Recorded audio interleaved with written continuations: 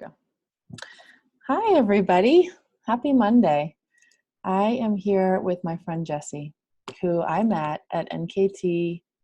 No, was it Anatomy in Motion? It was Anatomy in Motion, I think.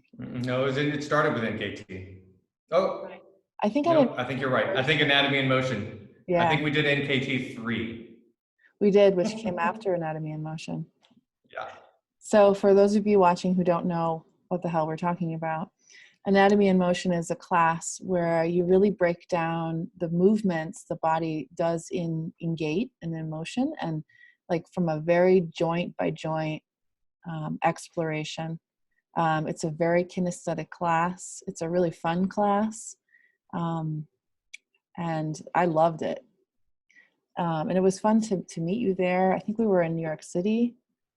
Mm-hmm. Such vivid memories of that weekend.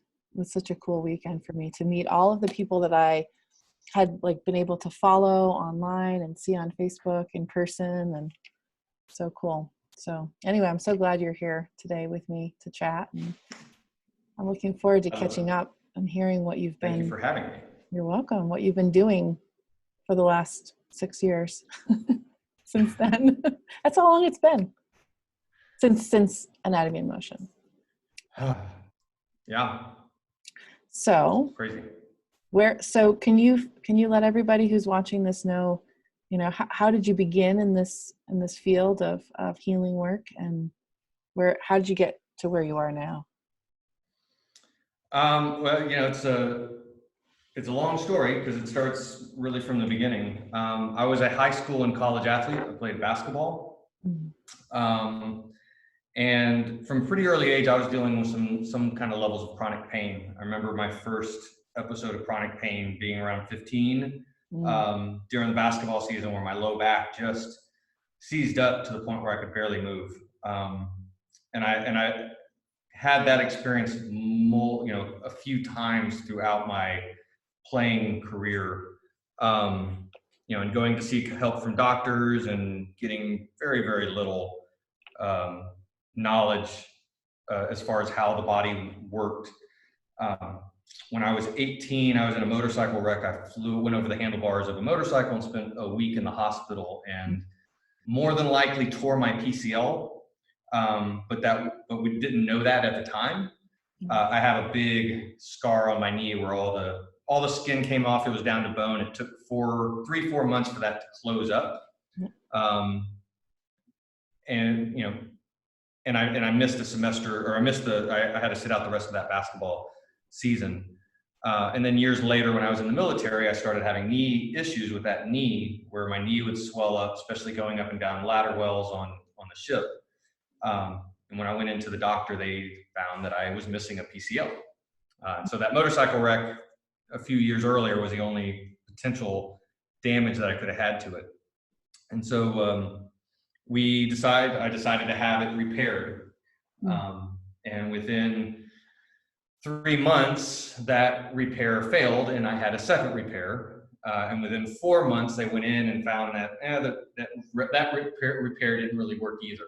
And on top of that, I ended up getting a staph infection within 2 weeks, and they had to go back in and open it up again in order to clean out the staph infection. So in a very short amount of time, I had 3 knee surgeries on my right knee, and was dealing with trying to recover from that. I was released from the Navy because of the knee stuff, and as I was coming out of the Navy, I found myself, that's when I became a personal trainer. I found a certification, got certified. I realized that what I wanted to do was work with people, work in a gym setting, and never work for anybody else ever again. The Navy really helped reinforce that for me. And so I became a personal trainer, and I was just a regular traditional personal trainer.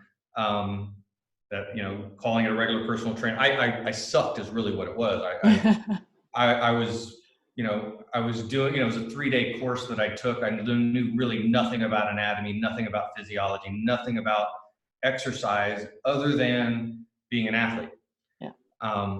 And in the process of evolving as a personal trainer over the first 8 years of that part of my career, I found this, this disconnection between what I was teaching my clients and what I was actually able to do on my own. And, you know, I would follow the program 2-3 weeks and something would hurt, something would break where I couldn't follow it. And I could not maintain these programs that I was trying to teach my clients to do. Yeah. You know, and then somewhere along there, I started noticing that my clients were having some of the same issues. So I, you know, and, you know, an interesting thing is through that disconnect, there are also so many other disconnects in my life, financial, emotional, relational, in, you know, that I felt out of alignment and out of integrity because I was practicing one thing, preaching another. And so I was, you know, somewhere along the way, I was introduced to foam rollers, and started exploring my body from, you know, trying to figure out, like, what are these connections? Where do these pains come from? How can I treat my body in a different way to deal with these chronic pain issues that I was dealing with? Because at this point it was knee pain, low back pain, neck. At that point I'd had multiple car accidents. You know, the motorcycle accident was pretty bad. I've done a lot of damage to my body. One of the ways I describe this is I lived the first third of my life without any conscious awareness for how I would feel in the final third of my life. Yep. And now I'm in my middle third where I have something to do with it, with a significant amount of actual damage. You know, missing ligaments, trauma to my nervous system, whiplash, concussions, joint dislocations. I have a very, very extensive injury history. Yeah. And so, you know, navigating that with myself and realizing that the traditional way of physical therapy, personal training, strength and conditioning, while the concepts were important, they did not apply the way that they were taught to me. They did not. And when I connected that to clients, I recognized it didn't really work for them either. And in hindsight, I can see it really doesn't work for that many. It works for some people, but not for very many. True. Yeah. And so, you know, in my desire to heal myself, I always kind of consider myself my first client. So all of my work has revolved around, you know, using my body as an experiment to see what actually works for me. And then that very much has influenced how I work with my clients. Very cool. I know there's a lot more to that, but I'll let that pause there. And if there's more to explore, we'll explore it. Right. So you're back in school, right? I am. I'm at the end of my back in school. This was supposed to be my last semester. I have a couple of 1-hour labs that I have to do over the summer, and then I'm done. Yeah, so cool. But then do you have affiliations, or you've already done those? Affiliations. I'm not doing physical therapy school. I'm in a bachelor's program. Oh, I thought you were in PT school. Nope. Were you thinking about that or something? Or what? I was, yeah. I originally went back to school in order to finish up my bachelor's and then do physical therapy school. Yeah. But in the process of going back to school, I realized that going to physical therapy school would offer me nothing, literally nothing. It would offer me regression, not progression. Yeah. And it would literally be banging my head up against the wall. I experienced that with my bachelor's degree is going to be rehabilitative sciences. Awesome. Yeah. So there's already some physical therapy modality classwork that I've taken, and it was so horrendous that there was no way I could do. You know, the only benefit that I saw going to physical therapy school would be the cadaver labs, like being able to learn about the human body. And I had that in my undergraduate. Like, I got to do a cadaver lab. I would love to have that much more time studying the body in PT school for that, but I don't think I can do the rest, the other stuff. Oh yeah. You know, I think honestly, when young people talk to me now about what they want to do, and they ask me about PT school, I always ask them, what do you want to actually do when you get out? Because you don't need to have a doctorate of PT in order to do a lot of the things that we do. There's nothing different about what Noah does, my partner Noah, who's licensed as a massage therapist, and what I do. I don't do traditional PT. It was really great when I did that for a while, but that's not actually what I want to do with my life. There's a lot more out there, and if you just get a basic license to touch, you can do many things. Yeah. Yeah. To be honest, I'm very, very disappointed with the physical therapy as an industry, the Mm-hmm. industry of physical therapy, because I think it's been derailed by Mm-hmm. politics and insurance. Yep. And it's a really unfortunate thing because physical therapy industry has so much potential of actually helping people. Mm-hmm. And they have absolved that. And it shows up in the educational system of how physical therapists are even educated. Yeah. It's not the individual physical therapist's fault anymore. It's a systemic issue within the industry. Yeah, it's a bizarre education. I mean, it's been years since I was in school. I graduated in, God, when was it? 2000. And like my main takeaway from that school was, here's how to do research-based, evidence-based care, and you have to prove yourself. That's the takeaway from the 5 years of education. Like, don't do anything that isn't research-based and evidence-based. Don't think intuitively. Don't think creatively. Here's exactly how you do a joint mob. Do not deviate from this technique. And so I had to kind of I hate to tell you, my poor mother, she watches this. I had to like throw that education kind of to the side in order to really become a good manual therapist, a good therapist. Well, I would say that there's probably some benefit to all that, like Mm-hmm. learning how to, the ability to learn and have the critical thinking to throw away what you've learned that doesn't work is actually a really important learning process. So there's Yes. actually a lot of value in Mm-hmm. going to school, because Mm-hmm. most of what I'm taking undergraduate classes, and the level of education that's being taught is laughable.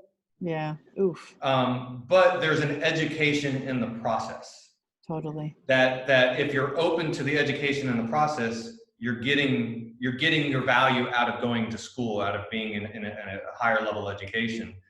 But if you aren't open to that, then you're totally wasting your time and your money. If you're just going to check off the boxes and get your grades and that's all, then Mm-hmm. you're probably not learning anything, and Mm-hmm. you're probably not getting any real value out of it. But if you recognize that being a student is not just about what you get fed in class and take on tests, but it's the entire process.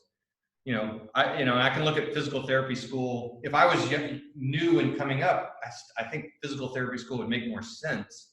Yeah. But where you But are it's now. that Yeah. my level of education is above what they're going to teach me. And so I Mm-hmm. got to go through their process just to get the degree that doesn't actually add any value to what I do. So if I was in my 20s, that would be a different conversation.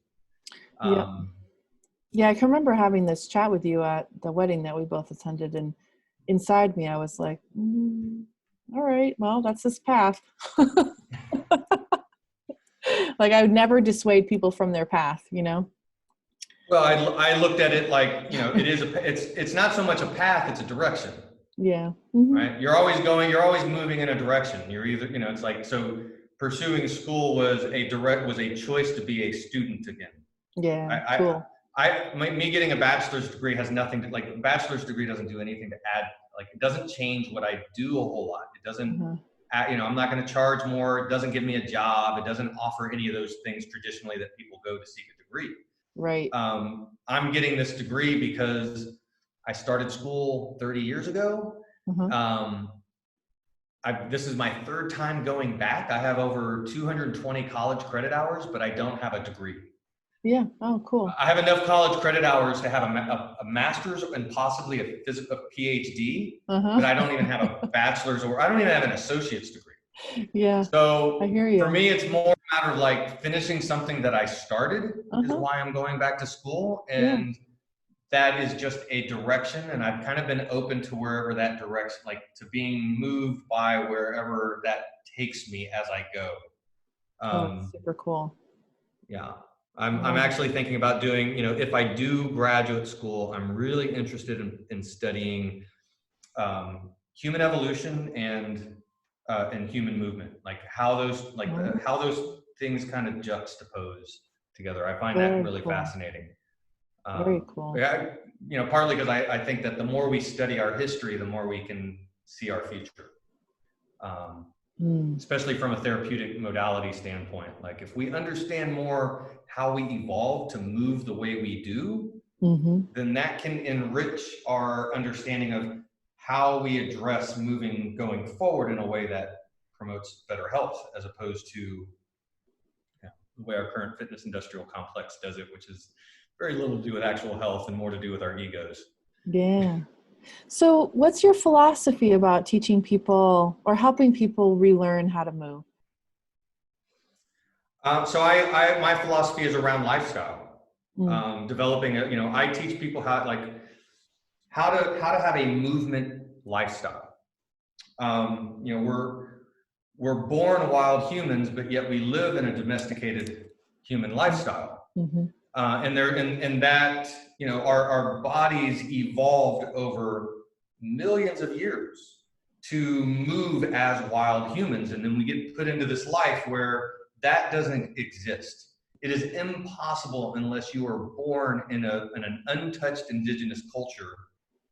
It is impossible to live a wild human life on this planet. On some level, domestication is a reality for everyone. Even the most advanced movers are dealing with this as a reality. So how do we look at the needs of the wild human body that lives in a domesticated lifestyle? That takes a mindful shift. You're not going to solve it with a workout. Your WOD is not going to be enough. It's a mindset, a lifestyle mindset that has to shift. I like to look at, the moment I wake up in the morning to the moment I go to bed is an opportunity for me to express who I am as a human being, as a human mover, through the way that I move through my day. And if I'm just on autopilot, just going from here to there, then that seems like a lot of waste opportunity. If I'm more conscious and present and like exploring my body as well as exploring my heart and my mind in the space that I'm in throughout the day, I have a different experience. My body feels better through that experience. So I teach that, and then I throw in that, how do I want to move when I'm 90 years old? And what are the skills required to be able to move in that way at 90 years old? And then, can I move that way now? In the ways that I am unable to move that way now, how do I expect to be able to do it then if I don't work on it now? Right. So I let my forward thinking of how I want to move influence what I need to work on in my daily practices in order to encourage new skill development. Movement is skill. The more skillful I am at my movement, the more adaptable I am to the change of my environment. And so if I have that kind of as a mindset of how I move throughout the day, then my goal is to teach people to move 60 to 120 minutes a day, without that taking away from anything else in your day. So how do you add 1 to 2 hours of movement every day without taking anything else out? It's kind of it's an interesting problem to solve. And that's where it comes into the lifestyle. Like, move frequently, move often, do it in small bursts. If you move, 30 to 6 seconds to 5 minutes to 15 minutes spaced out throughout the day, and you do that in the empty spaces. I use a 2x4 for balance work, and I tell clients, like, put it in the middle of a room that you pass through every time and walk on the 2x4, and every once in a while stop and hang out and play. That didn't take away from anything else you're already doing. Add a pull-up bar and put it under a threshold that you cross through on a regular basis. So every time you cross through, hang, feel your hands, feel your grip, feel your shoulders, start to engage your body in different ways. It doesn't take away from anything else that you're doing, but it adds a tremendous amount cumulatively throughout the day. Right. If you spend 8 hours in a chair sitting in front of a computer, then the chair becomes one of the most important places for you to move. So here are some simple movements for moving your spine, moving your hips, getting some load and challenging your body from your chair so that your body is more invigorated while you're sitting. And you do that spread throughout the day, and you get that you can fill it up with 1 to 2 hours of movement without taking away other stuff. And then if you need a workout, your body's already prepped and prepared. Yeah. You don't need to like warm up. You don't need all this massive warm up. I mean, you still got to do a little bit of prep, but you don't need as much. And your recovery is already built into your lifestyle because movement is something you're going to continue to do after the fact. And if you miss your workout, it's not such a big deal because you already got 2 hours of movement. So some of the things I teach are like how to work on just simply getting up and down off the ground. Like you do that for 5 minutes, and that's a decent amount of work. Yeah. Especially if you're doing that kind of stuff spaced out. How do you work with people who are feeling the inertia? Like they haven't moved in 15 years and it just getting up and beginning this process is just very hard. I remind them of the small victories that, climbing a mountain is not jumping to the top, it's taking little steps, and any trail takes you up and down along the way. It's not just a straight linear trajectory. It never is. Life just doesn't work that way. So, I reinforce that there is no right and wrong. We're not doing this the right way.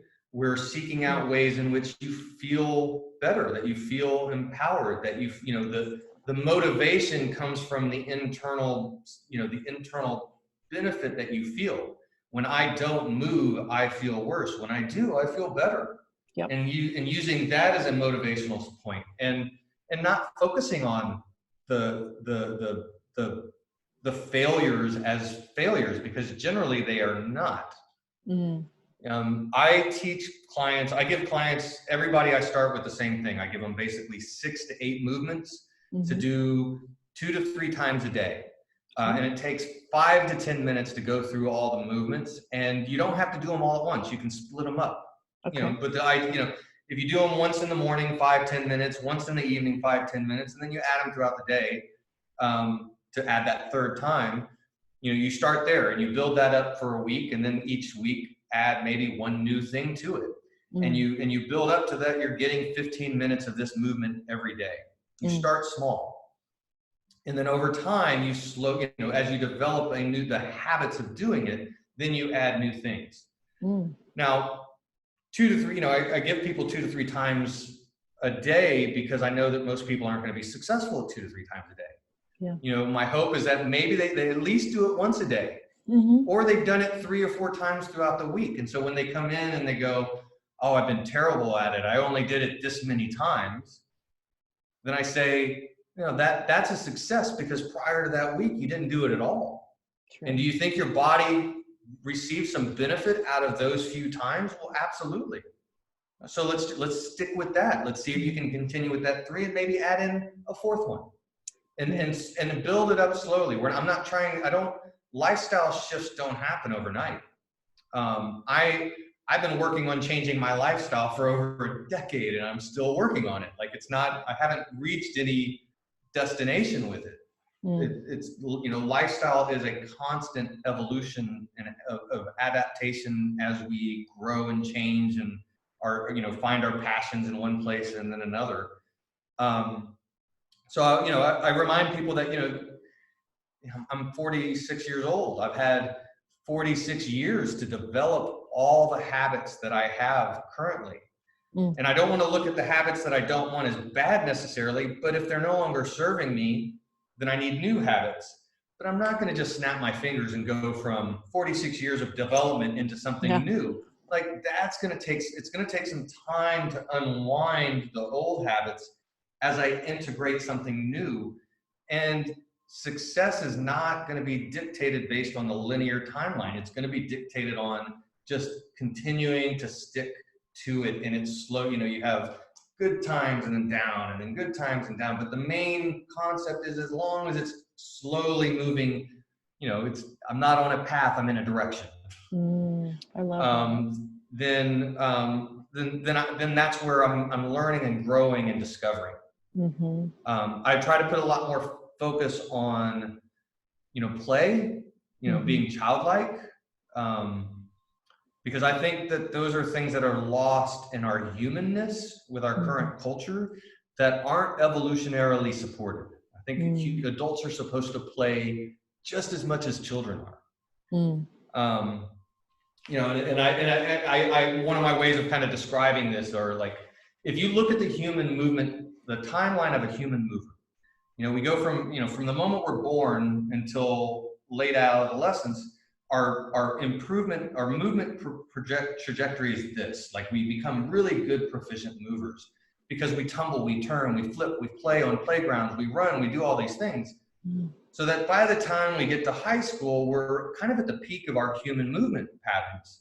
And then all of a sudden there's a precipitous drop that goes down until the end of life. And so I asked, like, what is it at that time that changes? And for me, the answer is it's the moment we step off of a playground. Yeah. And so I asked the question, why do we have playgrounds for kids but not for adults? Or why is the adult version of a playground the gym, which is the most universally despised place on the planet? Maybe there's something wrong with that paradigm as a whole. So, when I go through that, and discover, playfulness and what kind of movement happens on the playground, it's not sets and reps and workouts. It's play. It's natural. It's natural movement. It's human. Adult human bodies need more of that. And, when I can get my 60 and 70 and 80-year-old clients, like, discovering play, and play doesn't have to be big sports throwing balls at each other. Like, play can be an internal game just as much as it can be an external game. And there's a level of lightness and joy that I see, like, show up for people when they get to discover that within themselves. And that's addictive. Like, that, makes, that feels good. I want more of that. Let me cultivate that a little bit more in my life. And so that's really what I try to direct people with when it comes to lifestyle. And it's by looking at our movement in this way, we can also look at, how do I move in my relationships with my significant other and my children and my boss? How do I deal with movement of my own mind that, I might be feeling as frustration and fear and anxiety in my heart? How does movement couple with all these other things, that it's not just about being a good mover physically, but it's also being a good mover emotionally and intellectually and mentally and socially as well. It's one of the things I love about human movement. Let me go on this, because this is one of my favorite things to kind of talk about. Yes, please. The language of movement, I look at humans as being multidimensional. So we have our physical, mental, intellectual, emotional, spiritual dimensions to us. And the language of movement's the same, no matter which dimension you're talking about. If I'm feeling stuck and rigid physically, I'm probably also feeling that mentally, emotionally, spiritually. Which means that through my movement, I have an opportunity to reflect on these other dimensions that are taking place. So when I am moving and feeling stuck, or I'm moving and feeling anxiety of breath that's hard to, like, navigate, then I can be cued that, maybe there's something else to look at in these other dimensions that can be worth exploring and moving through as well. And then all of a sudden, wow, I move better, and I emotionally feel better, and I'm thinking more clearly. I'm not caught up in states of spin that get me nowhere. I'm like, all of a sudden I'm inspired and have a direction. Beautiful. Are you working a lot with people online now? I'm working almost exclusively with people online. My business was already shifting in this direction as well. Oh, good. Yeah, that's awesome. Yeah. So, again, I was preparing for this without knowing I was preparing. Yeah. I've part of studying evolution is recognize, if you study enough human evolution, pandemics are not they're not as much of a rarity. They're a rarity in the sense of a single human lifespan. The last major pandemic was 100 100 years ago. Right. That seems like a long lifespan for a single human life. But if you go back 10,000 years, all of a sudden there's a number of pandemics that, you go back to like the Roman Empire and the fall of some of these massive empires. Epidemics were a big part of big changes in social structures, big changes in governmental structures. We don't learn that a whole lot in our history because our history is incomplete of some of this stuff. But when you look at evolution, you can see this because it shows up in our genetics, it shows up in fossil records, it shows up in all kinds of places. Right. So by studying evolution, I recognize that a global pandemic is very much a possibility, and we have, humans are living unsustainably on the world. Like that's something that, nobody that I'm really interested in talking to will refute. Right. People who refute that I find aren't really worth talking to. So it's just not a conversation that will go nowhere. But there's too many people on the planet living outside of their means, and the planet cannot support that kind of lifestyle. And a pandemic is a check on the whole system. And so it's only a matter of time before we have a pandemic on this level. And if we don't change our ways, there's going to be more. When that happens, whether it's 5 years, 10 years, 100 years, I don't know, but there's going to be more, because that's just, studying evolution just suggests, that's going to be a reality. So I was already thinking in those terms, going, what is the lifestyle that I can lead that will support me through what is more sustainable? Like what does a sustainable lifestyle look like? Yeah. So this is my home studio. I converted a 2-car garage. I work out of my home so that I don't have to pay rent on a to another space or to another person. That keeps my cost of living down. I have a backyard that backs up to a green belt. In my backyard, I have a little climbing apparatus. I have a slack line, and I got 10 miles of trail right outside of my backyard. I've developed a lifestyle to support my movement and my work. And I also recognized a few years ago that I can help one person working one-on-one, but I can help an infinite number of people if I can convert to online. If I can put a teaching online. And so I've been doing that for several years, kind of slowly. I wouldn't,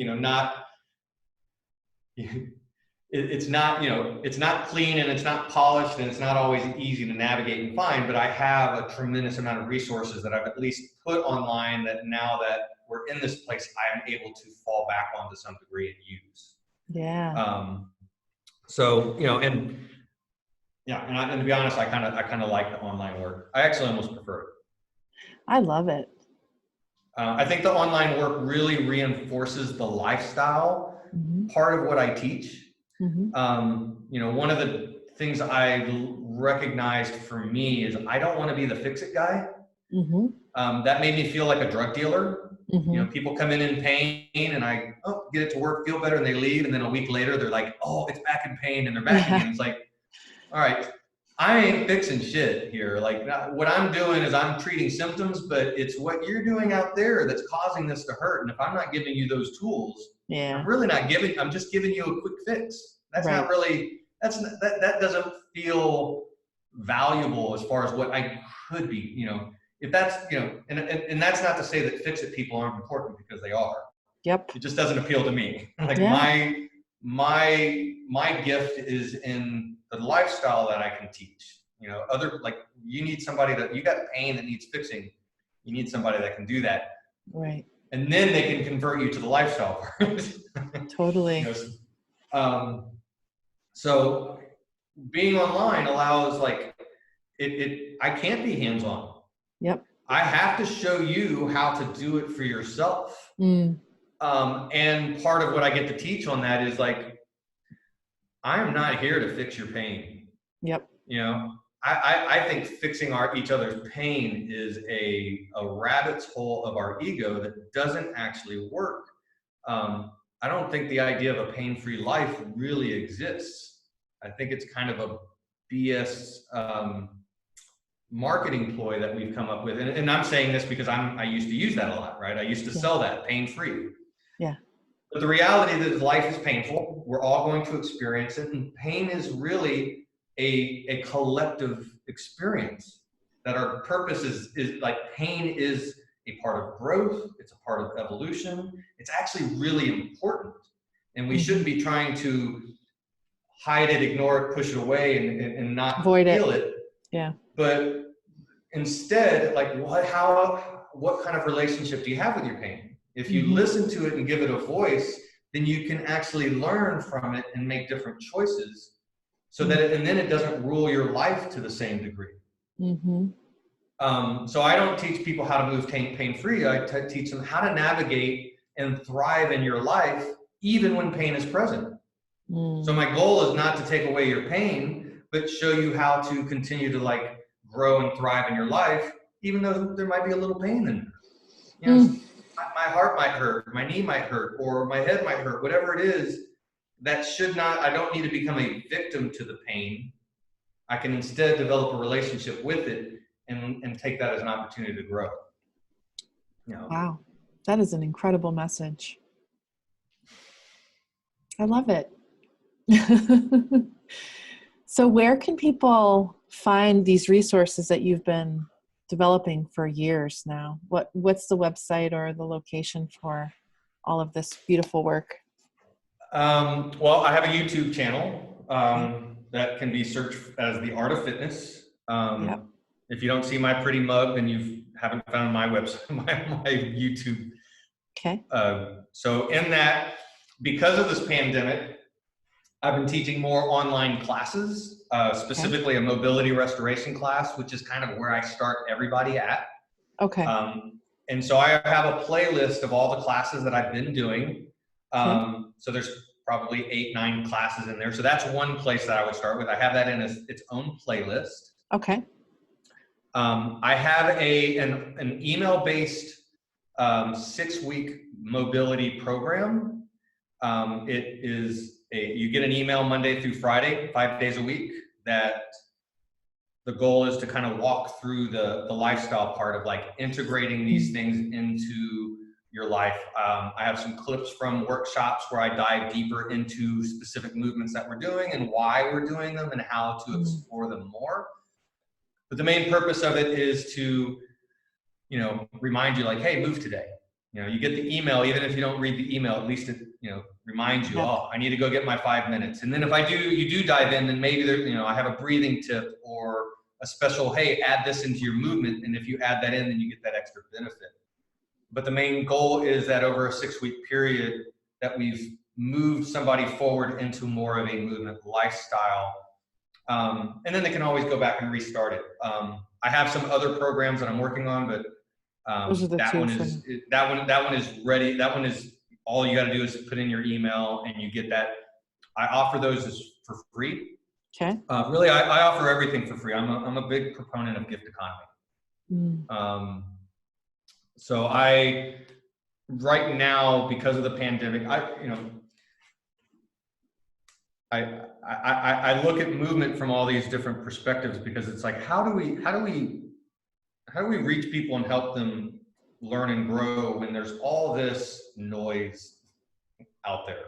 Yeah. And one of the things that I've noticed over, you know, I've been doing this for 21 years, and, you know, I've hired business coaches. I've tried to figure out the best way to be successful. And every time, you know, I get directed into sales, you know, I'm trying to sell a product, I'm trying to make a conversion, that I always find that takes me out of my authentic heart and into my ego. And the choices I make from there don't resonate for people.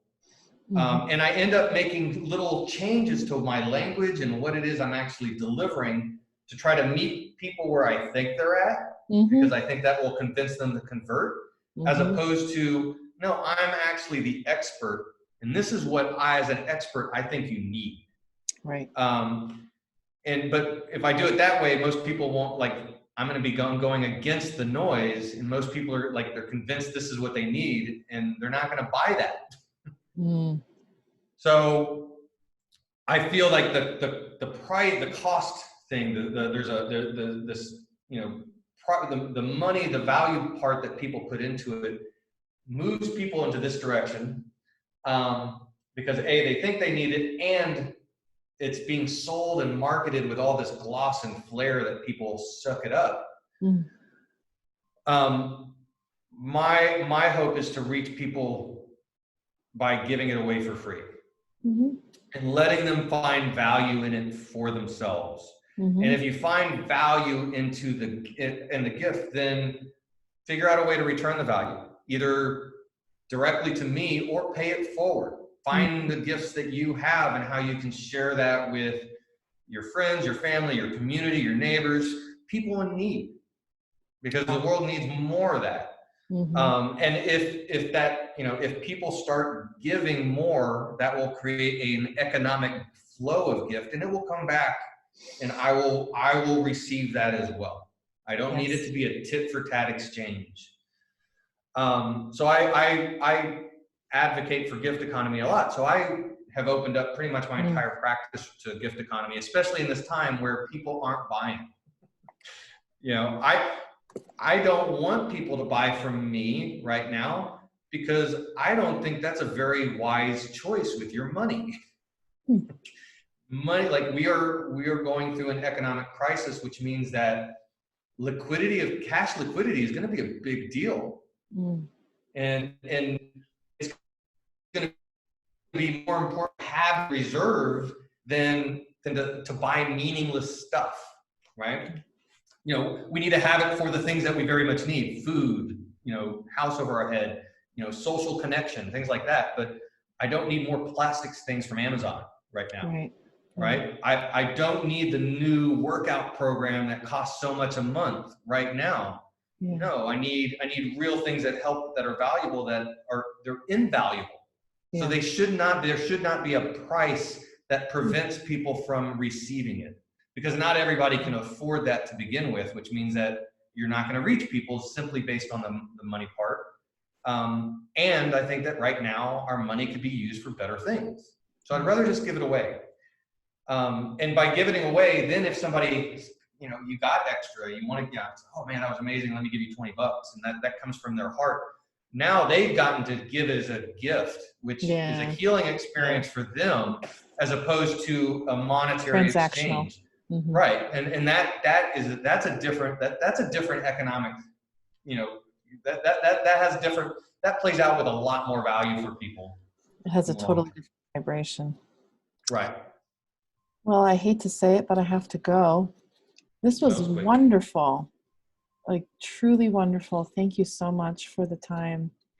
I'm going to go sign up for your 6-week mobility-based program. I'll send you a link. I'll send you a link with the link for the sign up, as well as the online classes. And so I teach an online class Tuesdays and Thursday mornings, 9 a.m. Central Standard Time. Those are free classes as well. I'll also send you the Zoom link for that, for anybody that wants to join. Thank you. Yes, I'll put it all up for everybody so they can enjoy and begin to play. And I just love your whole philosophy. Yeah, thank you so much. I love you. Tell Noah hi for me. Send my love to him. All right.